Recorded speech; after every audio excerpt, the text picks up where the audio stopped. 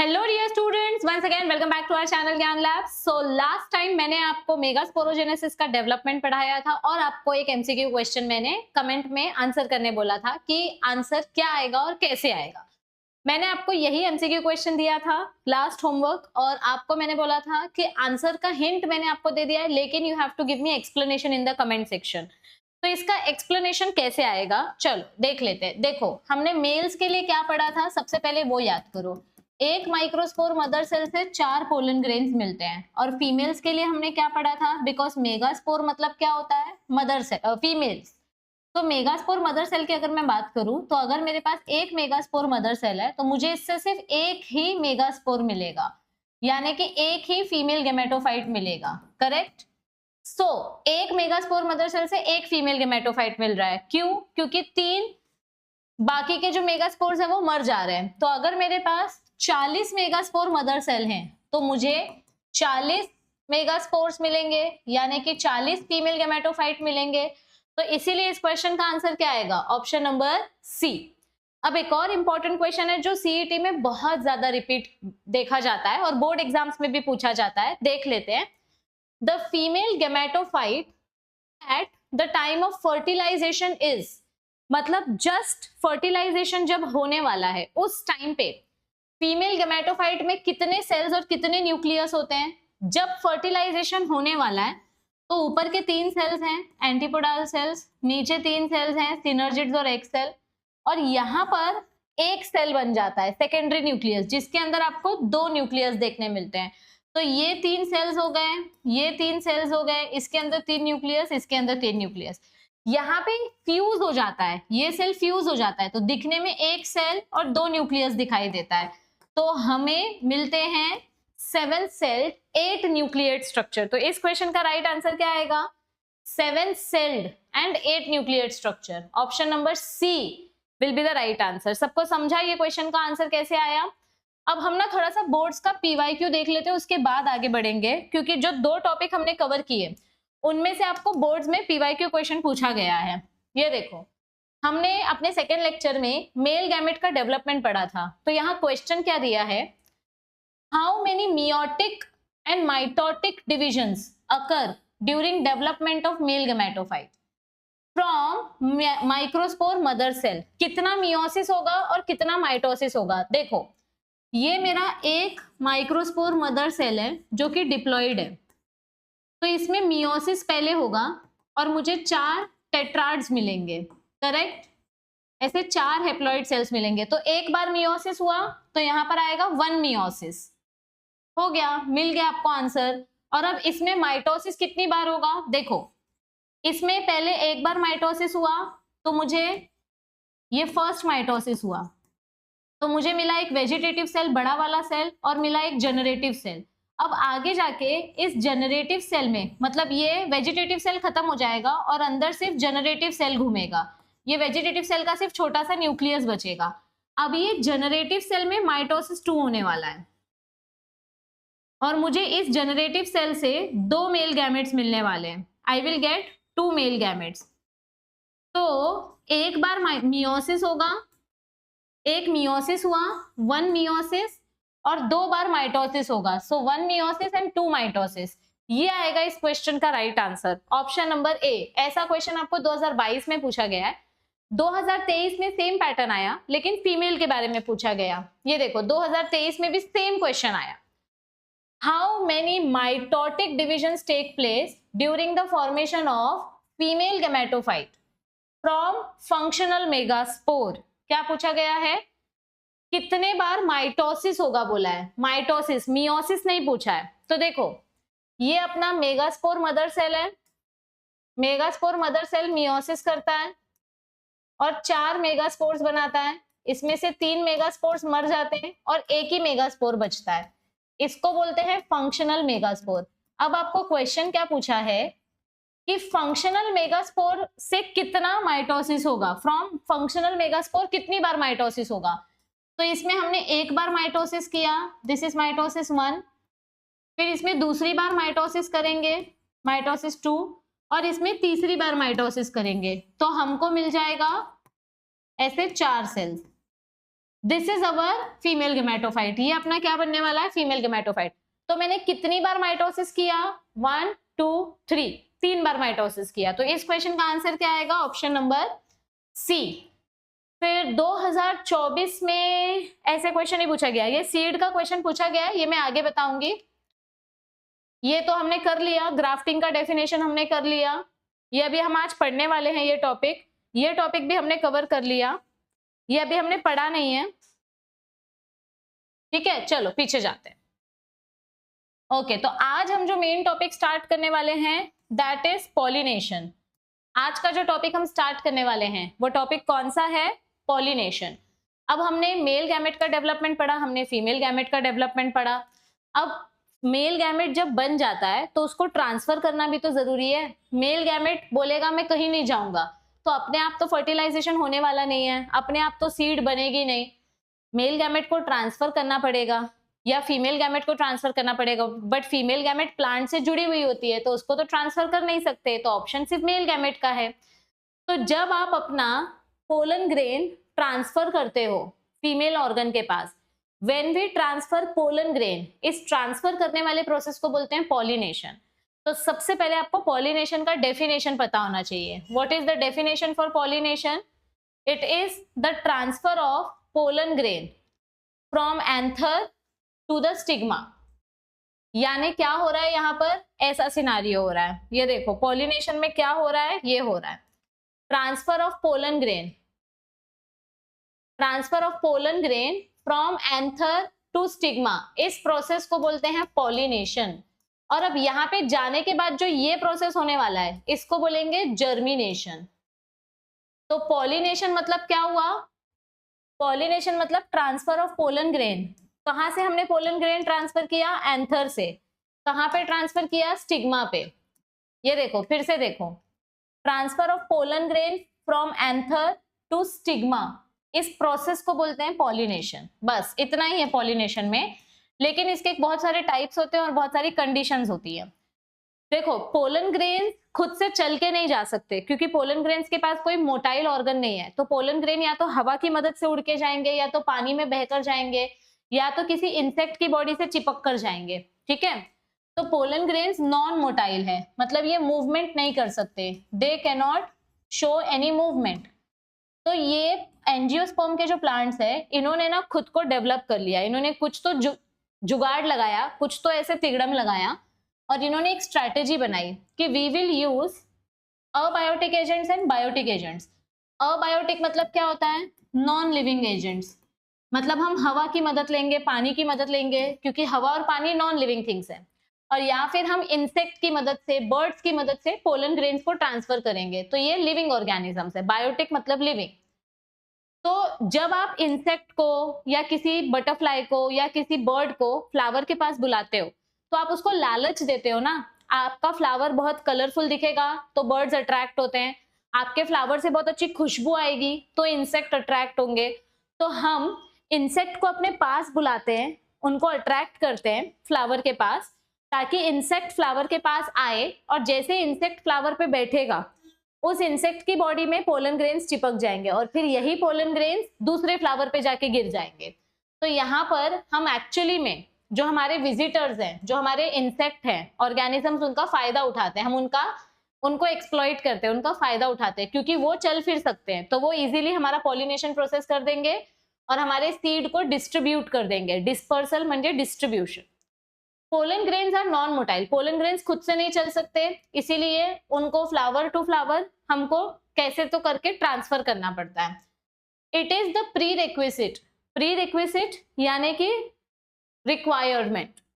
Fertilisation करने के लिए पहले तो मेल गैमेट को वहां तक पहुंचाना पड़ेगा, तो this is the pre requirement for fertilisation. क्योंकि मेल और फीमेल दोनों नॉन मोटाइल है, दोनों नहीं चल सकते, तो दोनों को कैसे भी करके एक साथ तो लाना ही है, दोनों का मिलन करवाने के लिए। तो moreover gametes are produced at 2 different sides. Male gamete बनता है एंथर में, फीमेल गैमेट बनता है गाइनोशियम कार्पल में, दोनों अलग अलग जगह बनते हैं, तो कैसे भी करके दोनों को तो साथ में लाना ही पड़ेगा। तो अब अगर मैं पॉलिनेशन के टाइप्स की बात करूं तो यहाँ मुझे 2 टाइप का पॉलिनेशन देखने मिलता है। एक है सेल्फ पॉलिनेशन। सेल्फ पॉलिनेशन में क्या होता है, या तो पॉलिनेशन खुद के फ्लावर के अंदर होगा, या तो एक ही प्लांट के पड़ोसी पड़ोसी के बीच में पॉलिनेशन होगा, ये भी सेल्फ पॉलिनेशन है, ये भी सेल्फ पॉलिनेशन है। और दूसरा एग्जांपल है क्रॉस पॉलिनेशन। क्रॉस पॉलिनेशन को बोलते हैं जीनोगैमी या एलोगैमी। इसमें क्या होगा, इसमें दो अलग अलग प्लांट्स के बीच में, this is plant A, this is plant B, इनके बीच में पॉलिनेशन हो रहा है, दो अलग अलग प्लांट्स के बीच में, this is cross pollination. Cross pollination करने के लिए हमको एजेंसी की मदद लगती है, या तो हवा की, या तो पानी की, या फिर लिविंग ऑर्गेनिजम्स की। जैसे इंसेक्ट की मदद लेंगे तो उसके लिए अलग नाम है, एंटोमोफिली। अगर आप बर्ड्स की मदद ले रहे हो तो उस प्रोसेस को ऑर्निथोफिली बोलेंगे। अगर आप बैट्स, चमगादड़ की मदद ले रहे हो तो चिरोप्टेरिफिली। अगर आप स्नेल की मदद ले रहे हो तो मैलेकोफिली। एनिमल्स की मदद ले रहे हो तो जूफिली। ऐसे अलग अलग ऑर्गेनिजम्स की हम हेल्प ले सकते हैं। अब देखो, पहले ना ऑटोगैमी और जिटोनोगैमी समझते हैं, ठीक है, और ये बाद में देखेंगे। सबसे पहले ये देखो, मैंने आपको ना लास्ट में रिवीजन करने के लिए जो टेबल चाहिए वो टेबल मैंने यहाँ पर दे के रखा है, इसका फायदा आपको मैं लास्ट में समझाऊंगी। सबसे पहले सेल्फ पॉलिनेशन समझते हैं। सेल्फ पॉलिनेशन मतलब क्या होता है, जहां पर आपका सिंगल बायसेक्सुअल फ्लावर है। ये देखो, ये जो फ्लावर है, जैसे हिबिस्कस फ्लावर, एकच फ्लावर मध्ये मेल पण असणार, फीमेल पण असणार, ये हमारा बायसेक्सुअल फ्लावर है। इसी फ्लावर के पास मेल भी है और फीमेल भी है। यहां पर क्या होगा कि इसका जो पोलन ग्रेन है वो अपने खुद के स्टिग्मा पे बैठ जाएगा।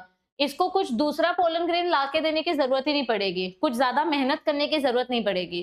तो यहाँ पर मुझे सेम टू सेम बच्चे मिलेंगे, क्योंकि एक ही फ्लावर के अंदर मेल और फीमेल दोनों है, आपस में ये पॉलिनेशन कर रहे हैं, तो मुझे कुछ नया वेरिएशन मिलेगा ही नहीं।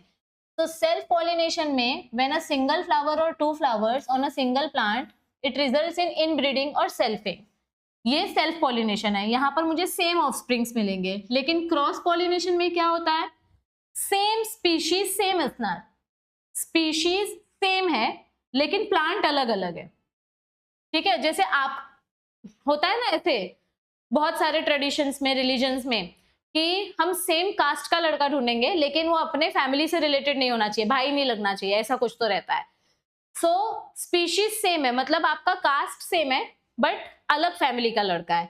तो यहाँ पे स्पीशीज सेम होना चाहिए लेकिन प्लांट्स अलग अलग है, उसको बोलते हैं क्रॉस पॉलिनेशन। यहाँ पर पोलन ग्रेन एक प्लांट से लेते हैं, from one flower to the stigma of another flower of different plants but of the same species. तो पॉलिनेशन को आगे अलग अलग टाइप्स में डिवाइड किया है। पहला टाइप है ऑटोगेमी, मतलब सेल्फ पॉलिनेशन, एक ही फ्लावर के अंदर सब कुछ होने वाला है, बाइसेक्सुअल फ्लावर के अंदर ही पॉलिनेशन होने वाला है। तो इससे जो बच्चे मिलेंगे वो बच्चे दिखने में कैसे होंगे, जेनेटिकली आयडेंटिकल। आपको नया वेरायटी मिलेगा ही नहीं, कारण आपण नवीन गॅमेट इथे दिलेच नाहीयेत, सेम फ्लावर का ही गैमेट आपस में रिप्रोडक्शन कर रहा है, दैट इज सेल्फ पॉलिनेशन। इसको बोलते हैं ऑटोगैमी। क्या बोलते हैं इसको, ऑटोगैमी। नेक्स्ट आता है जिटोनोगैमी।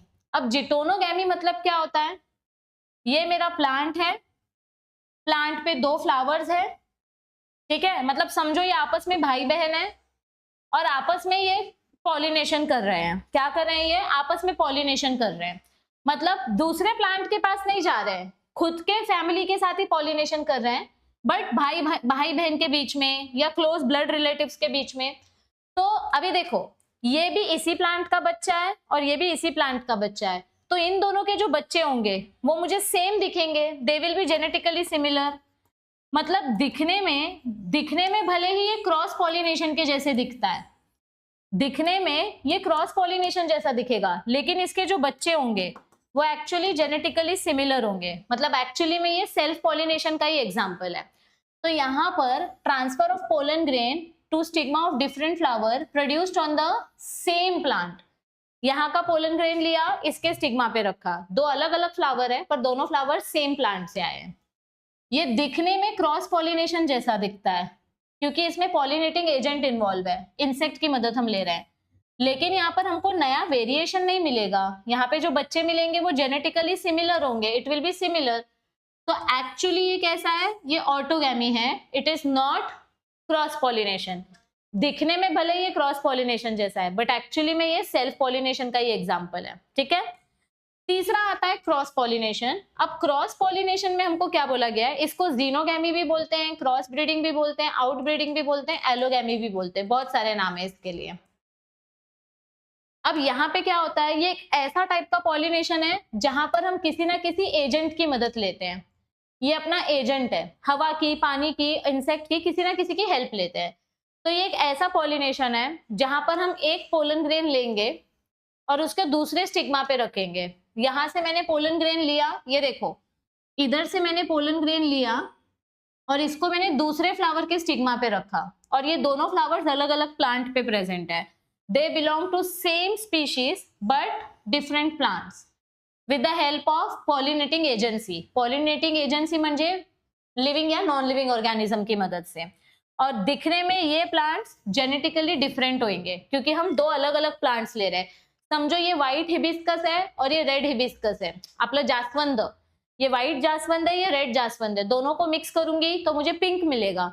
या फिर व्हाइट फ्लावर के अंदर रेड कलर का शेड या रेड फ्लावर के अंदर व्हाइट कलर का शेड, ऐसा कुछ मुझे देखने मिलेगा। Majority of flowering plants depend on the transfer of pollen grains. क्या बोला गया है यहाँ पर मुझे कि मेजॉरिटी ऑफ फ्लावरिंग प्लांट्स किस पे डिपेंड करते हैं, एजेंट्स पे डिपेंड करते हैं। So virtually all seed plants need to be pollinated. अगर हम ऐसे इमेजिन करें तो ऑब्वियसली सारे प्लांट्स का पॉलिनेशन करना तो कंपलसरी है। Most of the food and fibre crops grown through out the world they depend upon pollinators for reproduction. मतलब जो कैश क्रॉप्स होते हैं, चावल, गेहूं वगैरह वगैरह, ये सारे प्लांट्स को तो कंपलसरी हेल्प चाहिए पॉलिनेशन प्रोसेस कंप्लीट करने के लिए। यहां तक सबको समझ में आया है? ओके, देखो अब यहां पर क्या बताया है, कौन कौन से एजेंट्स हम यूज करते हैं पॉलिनेशन करने के लिए। We can use non living agent, abiotic, a means non living agents, and we can also use living agents. मैं नॉन लिविंग एजेंट्स की अगर बात करूं तो इसमें एग्जाम्पल आएगा विंड एंड वाटर। आपको इसका साइंटिफिक नेम पता होना चाहिए। विंड पॉलिनेशन के लिए हम कौन सा वर्ड यूज करते हैं, एनिमोफिली, और वाटर पॉलिनेशन के लिए हम कौन सा वर्ड यूज करते हैं, हाइड्रोफिली। तो विंड पॉलिनेशन में क्या आता है, most of the important crop plants are wind pollinated. म्हणजे आपले जे क्रॉप प्लांट्स असतात जैसे rice, jowar, wheat, barley, oats, palms etcetera, ये सब विंड पॉलिनेशन करते हैं। अब हवा की मदद से अगर आपको पॉलिनेशन करना है तो आपको प्लांट्स को कुछ तो एडजस्टमेंट करना पड़ेगा। मतलब अभी नारियल उड़ के नहीं जाएगा ना दूसरे फ्लावर पे, वो कितना हैवी है। लेकिन कुछ सीड्स जो एकदम छोटे छोटे, जैसे चावल के सीड्स या गेहूं के सीड्स बहुत छोटे छोटे होते हैं, इनके पोलन ग्रेन्स बहुत छोटे होते हैं, ये तो इजीली हवा से उड़ के जा सकते हैं। तो हमारे नेचर ने क्या किया, हमारे नेचर ने इन प्लांट्स को कुछ एडजस्टमेंट करने बोला कि अगर तुमको हवा से पॉलिनेशन करना है तो तुमको कुछ एडजस्टमेंट करना पड़ेगा। उसको बोलते हैं अडेप्टेशंस यानी एडजस्टमेंट। तो जो प्लांट हवा की मदद से पॉलिनेशन करता है उस प्लांट ने क्या एडजस्टमेंट दिखाया, दिखने में वो प्लांट छोटे होते हैं, इनकॉन्स्पिकस, इनकॉन्स्पिकस मतलब रेयरली विजिबल, मतलब ये इतने छोटे होते हैं कि ये इजीली दिखाई नहीं देते, बहुत छोटे होते हैं।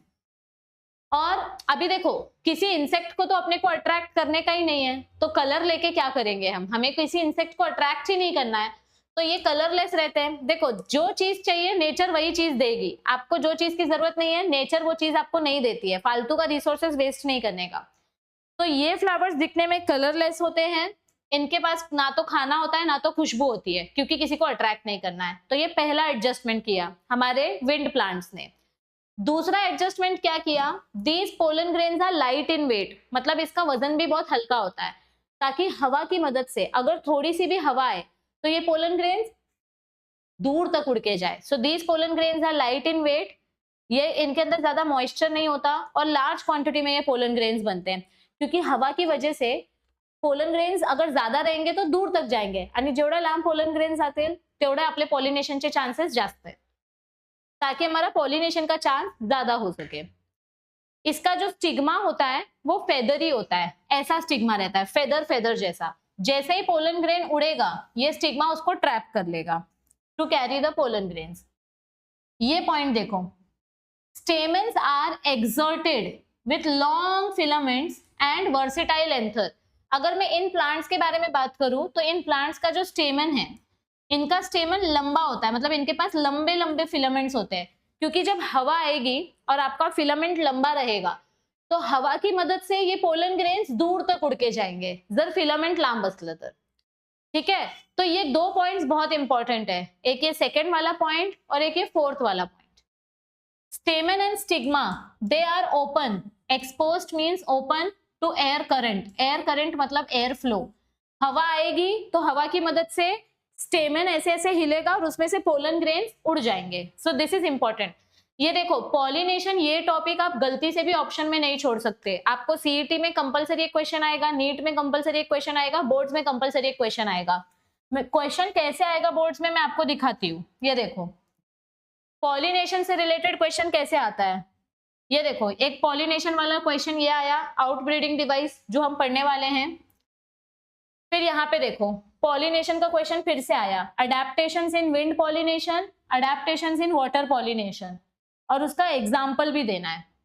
2022 में भी क्वेश्चन आया, 2022, 2023 में भी पॉलिनेशन वाला क्वेश्चन आया, 2024 में भी पॉलिनेशन वाला क्वेश्चन आया है. ये देखो कौन सा ऐसा टाइप है जिसमें पॉलिनेटर रिक्वायर्ड रहता है बट आपको जो बच्चा मिलेगा वो जेनेटिकली सिमिलर मिलेगा. मतलब हमको एजेंट चाहिए लेकिन हमको बच्चे में कुछ नया वैरायटी नहीं मिलेगा. आंसर क्या आएगा? जिटोनोगैमी. इसमें एक ही प्लांट के 2 फ्लावर्स हैं, इनके बीच में पॉलिनेशन होता है एजेंट की मदद से. समझो यहाँ पे कोई इंसेक्ट है लेकिन ये एक ही प्लांट के 2 बच्चे हैं, तो मुझे बच्चा जेनेटिकली सिमिलर मिलेगा, तो दिस इज जिटोनोगैमी. तो ये भी पॉलिनेशन टॉपिक से रिलेटेड है. 2025 में देखो पॉलिनेशन टॉपिक से क्वेश्चन आया है वापस से, ये भी पॉलिनेशन वाला क्वेश्चन है. तो मैं आपको क्या बोलने की कोशिश कर रही हूँ कि पॉलिनेशन टॉपिक बहुत इंपॉर्टेंट है. इसमें से गारंटी 2 मार्क्स का क्वेश्चन बोर्ड्स में आएगा, गारंटी 100%. इसीलिए ये टॉपिक गलती से भी ऑप्शन में मत छोड़ना. तो अभी हमने क्या पढ़ा? विंड पॉलिनेशन पढ़ा. क्या पढ़ा हमने इधर पे? विंड पॉलिनेशन पढ़ा कि विंड पॉलिनेशन कैसे होता है, कौन से प्लांट्स में होता है और स्पेशल अडेप्टेशंस कौन से. आपको 4 अडेप्टेशंस दिए, उसमें से 2 अडेप्टेशंस आपको लर्न करना है. तो मैंने ये जो टेबल दिया है ना, इसमें सब एग्जाम्पल है. ऑटोगैमी का एग्जाम्पल, जिटोनोगैमी का एग्जाम्पल, ये देखो विंड पॉलिनेशन का एग्जाम्पल. ऐसे हर एक पॉलिनेशन का मैंने इधर पे आपको एग्जाम्पल दे के रखा है. अब आगे बढ़े. अब नेक्स्ट पॉलिनेशन कौन सा आता है उससे पहले ये देखो ये एक बॉक्स दिया है. The pollen of wind pollinated plants are most frequently associated with symptoms of hay fever. गांव में कुछ लोगों को ऐसा होता है ना कि धूल से एलर्जी हो जाती है, बुखार आ जाती है. एक्चुअली पोलन ग्रेन का एलर्जी रहता है. पोलन ग्रेन के वजह से इसीलिए गांव में बहुत सारे लोग वो कपड़ा, गमछा या फट्टा बांध के जाते हैं जब भी वो खेती में जाते हैं, ताकि हवा की वजह से पोलन ग्रेन उनके नाक में ना चला जाए. पोलन एलर्जी की वजह से आपकी बॉडी में हाइपर सेंसिटिविटी हो जाती है, जिसकी वजह से आपको फीवर हो जाता है. हे मतलब घास फूस, धूल, उसके वजह से जो फीवर आती है उसको हे फीवर बोलते हैं. ये बेसिकली पोलन की वजह से एलर्जी होती है. यहां तक सबको समझा है? पक्का? आगे बढ़े. All right. Next type of pollination कौन सा है? Water pollination. वाटर पॉलिनेशन को हम क्या बोलते हैं? हाइड्रोफिली. अब वाटर पॉलिनेशन कौन से स्पीशीज और जेनेरा में पाया जाता है? एग्जाम्पल आपको यहाँ पर दिया है, Vallisneria, Zostera, सिरेटोफाइलम etcetera. Water pollination करने के लिए, अब ये प्लांट्स पानी में ग्रो होते हैं, तो पानी के अंदर पॉलिनेशन करने के लिए इनको भी कुछ अडेप्टेशन करना पड़ेगा, एडजस्टमेंट करना पड़ेगा. तो वाटर पॉलिनेशन करने के लिए क्या क्या एडजस्टमेंट करना पड़ता है? सबसे पहली बात तो इनका साइज भी छोटा है और ये भी प्रॉपरली विजिबल नहीं है. इनका जो पेरियांथ है, पेरियांथ मतलब क्या होता है? कैलिक्स एंड कोरोला नहीं, सेपल. सेपल, हाँ एक्चुअली कैलिक्स और कोरोला, सेपल एंड पेटल. ये जो नॉन एसेंशियल या एक्सेसरी वर्ल्स है, ये दोनों जो हैं ये प्लांट में जल्दी खराब नहीं होंगे, मतलब दे आर अनवेटेबल. मतलब इमेजिन करो कि आप प्लांट में पॉलिनेशन कर रहे हो और प्लांट ही सड़ गया. पानी में जिसको जीना है वो सड़ कैसे सकता है पानी के अंदर? तो प्लांट के ये जो पार्ट्स हैं, कैलिक्स एंड करोला, ये प्लांट के अंदर जल्दी सड़ेंगे नहीं. Perianth and other floral parts are unwettable क्योंकि इनके पास एक स्टिकी लेयर होती है, एक थिक मेम्ब्रेन होती है, क्यूटिकल मेम्ब्रेन, जिसकी मदद से ये जल्दी खराब नहीं होते. Pollen grains are long and unwettable due to presence of mucilage. मतलब इनके पास जो मैंने बोला ना स्टिकी लेयर होती है, वो स्टिकी लेयर कौन सी होती है? म्यूकिलेज की, जो कि एक स्पेशल टाइप की शुगर मेम्ब्रेन होती है. इनका एक स्पेशल अडेप्टेशन क्या है? अतः आइका, पानी के अंदर थोड़ी ना तो इंसेक्ट जाएंगे या बर्ड्स जाएंगे पॉलिनेशन करने के लिए। पानी इज नॉन लिविंग थिंग। पानी को अट्रैक्ट करने के लिए ना तो हमें कलर चाहिए, ना हमें फ्लावर का खुशबू चाहिए, ना हमें खाना चाहिए। तो जो प्लांट्स पानी में उगते हैं उन प्लांट्स के पास ना तो खाना होता है ज्यादा, नेक्टर म्हणजे जूस, और ना ही खुशबू होती है, और उनमें ज्यादा कलर भी नहीं होता है, क्योंकि पानी के अंदर इतना सब मगजमारी नहीं चाहिए। अब पानी के अंदर दो टाइप से पॉलिनेशन होता है, एक पानी के सरफेस के ऊपर और एक पानी के सरफेस के नीचे। जो पॉलिनेशन पानी के सरफेस के नीचे होता है उसको बोलते हैं हाइपोहाइड्रोफिली, यानी below the surface of the water. तो यहाँ पर पॉलिनेशन कहाँ होने वाला है? पानी के सरफेस के नीचे। Here the pollen grains are heavier than water. ये पोलन ग्रेन्स बाहर से उड़कर आएंगे और पानी के नीचे चले जाएंगे, क्योंकि पोलन ग्रेन्स हेवी है। या फिर समझो ऐसा प्लांट है जो पानी में ही उगता है और यहाँ पर ये एंथर में से पोलन ग्रेन निकलेगा और ये इतना हेवी है कि ये नीचे ही चला जाएगा, it will go down only. और जैसे ये नीचे जाएगा इसको नीचे स्टिग्मा पकड़ लेगा। The stigma of the female flower will caught this pollen grain, it will catch this pollen grain. मतलब यहाँ पे समझो मेरा स्टिग्मा है, यहाँ पर मेरा स्टिग्मा है, ये स्टिग्मा इस पोलन ग्रेन को ऐसे पकड़ लेगा और पॉलिनेशन करेगा। तो ये पूरा प्रोसेस पानी के नीचे हो रहा है। एग्जाम्पल जोस्टेरा यानी सी ग्रास, यहाँ पर पोलन ग्रेन्स लंबे रिबिन जैसे होते हैं, ऐसे गोल गोल नहीं होते ये पोलन ग्रेन्स, थोड़े ऐसे रिबिन शेप के होते हैं, ऐसे रिबिन शेप के पोलन ग्रेन्स होते हैं। तो जब ये पोलन ग्रेन्स नीचे जाएंगे तो ये स्टिग्मा इसको पकड़ लेता है, पकड़ लेती है। Okay, this is all happening inside the water. ये सब कुछ पानी के अंदर हो रहा है। पानी के सरफेस के ऊपर अगर मैं बोलूं तो क्या होगा? एपीहाइड्रोफिली का अगर मैं एग्जांपल लूं तो यहाँ पे क्या होने वाला है?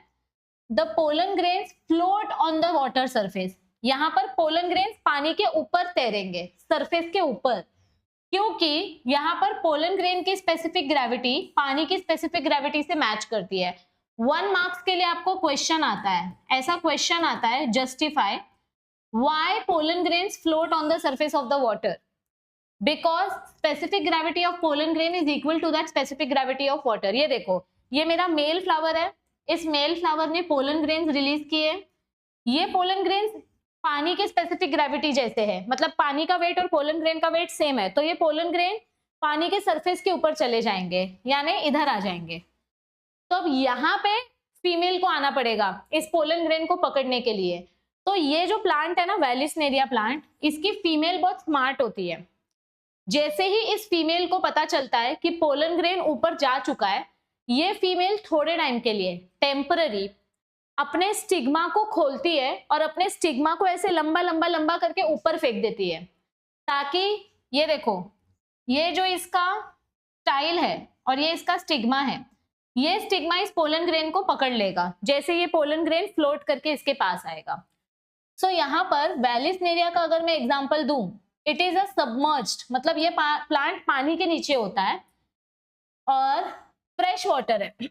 डायएशियस मतलब क्या होता है? यूनिसेक्सुअल, मतलब ये सिर्फ फीमेल प्लांट है अगर, तो यहाँ पर ये फ्रेश वाटर में ग्रो होता है। तो ये देखो, फीमेल फ्लावर्स क्या करती है, जैसे इस फीमेल फ्लावर को पता चलता है कि मेल आ गया है, मुझे पॉलिनेशन करना है, तो ये फीमेल टेम्पररी क्या करती है?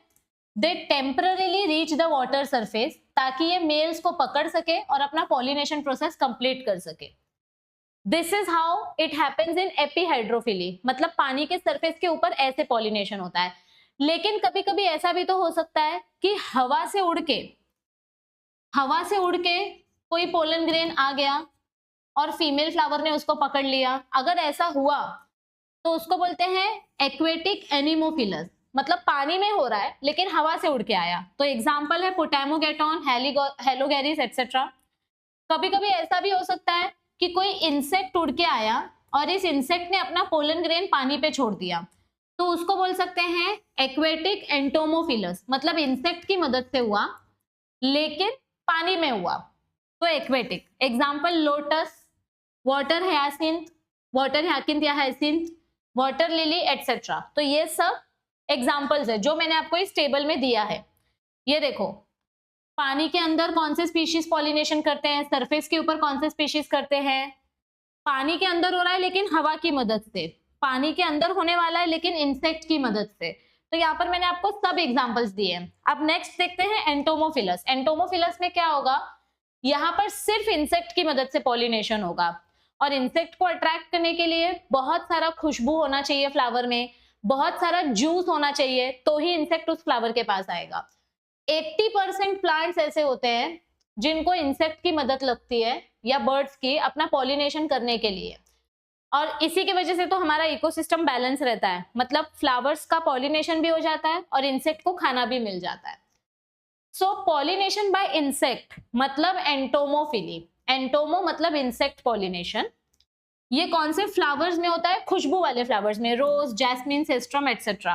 अभी इंसेक्ट को अट्रैक्ट करने के लिए भी प्लांट को कुछ एडजस्टमेंट करने पड़ते हैं, तो वो कौन से एडेप्टेशंस है। सबसे पहली बात तो ये फ्लावर बड़े रहने चाहिए, तो ही इंसेक्ट को दिखाई देंगे। दे शुड बी विजिबल, इसको हम कॉन्स्पिकस भी बोल सकते हैं, म्हणजे ते दिसतात लांबून। दे शुड बी विजिबल, और ब्राइट कलर के फ्लावर होने चाहिए। इनके पास बहुत सारी खुशबू होनी चाहिए और बहुत सारा खाना होना चाहिए, तो ही इंसेक्ट आपके पास आएगा। अभी देखो ये स्पेशल पॉइंट्स है। ये जो फ्लावर्स है, ये स्टिग्मा रफ भी हो सकता है या स्मूथ भी हो सकता है। कभी कभी हमारे फ्लावर का जो स्टिग्मा है वो ऐसा रफ होगा, और कभी कभी हमारे फ्लावर का स्टिग्मा स्मूथ होगा। अगर स्टिग्मा रफ है तो इसका पोलन ग्रेन स्मूथ रहेगा, अगर स्टिग्मा स्मूथ है तो इसका पोलन ग्रेन ऐसे रफ रहेगा। तो डिपेंड करता है species to species. The pollen grains are spiny मतलब rough, but they are surrounded by yellow sticky substance called pollenkitt. कभी कभी हमारे पोलन ग्रेन्स दिखने में रफ रहते हैं, लेकिन इनके बाहर एक प्रोटेक्टिव लेयर होती है, ऐसी एक स्टिकी लेयर प्रेजेंट होती है, इसको बोलते हैं पोलन किट। ये पोलन किट का एक्चुअली बहुत यूजेस होता है। कफ सिरप, प्लांट से बनाने वाली मेडिसिन, उन सारे मेडिसिन में और कफ सिरप में हम ये पोलन किट यूज करते हैं। सो पोलन किट का कमर्शियल यूजेस है, एप्लीकेशन है, पर वो अभी ज्यादा नहीं पढ़ना है। और तीसरा अडेप्टेशन क्या है, some plants have special adaptations for insect visitor to help in cross pollination. For example lever mechanism या टर्न पाइप मेकॅनिझम। मैम हे काय असतं बघूया। लिवर मैकेनिज्म मतलब क्या होता है, समझो ये मेरा एक फ्लावर है और ये मेरा इंसेक्ट है। अभी इस फ्लावर के पास दो एंथर्स है, मतलब दो ये है स्टेमन है, एक स्टेमन इधर पे है और एक स्टेमन यहां पर है। तो अभी यहां पर क्या होगा, ये वाला स्टेमन फर्टाइल है और ये वाला स्टेराइल है। जब ये इंसेक्ट इस फ्लावर पे बैठेगा, समझो ये ऐसा फ्लावर है, तो जैसे इधर से कोई इंसेक्ट आके इसके ऊपर बैठेगा इस फ्लावर पे, तो ऊपर वाला फ्लावर नीचे बेंड हो जाएगा, क्योंकि इसके ऊपर वजन पड़ रहा है। आप तराजू में एक साइड वजन रखते हो तो दूसरा साइड अपने आप ऊपर चला जाता है, वैसे यहाँ पे होगा। मेरा जो फ्लावर इंसेक्ट है वो इधर पे बैठा, ये देखो ये इंसेक्ट इसके ऊपर वजन डालता है, तो ये वाला जो एंथर है वो इसकी स्किन से टच हो जाता है, और इसके अंदर जितने भी पोलन ग्रेन्स हैं वो सब पोलन ग्रेन्स इधर आ जाते हैं इस इंसेक्ट के सरफेस पे।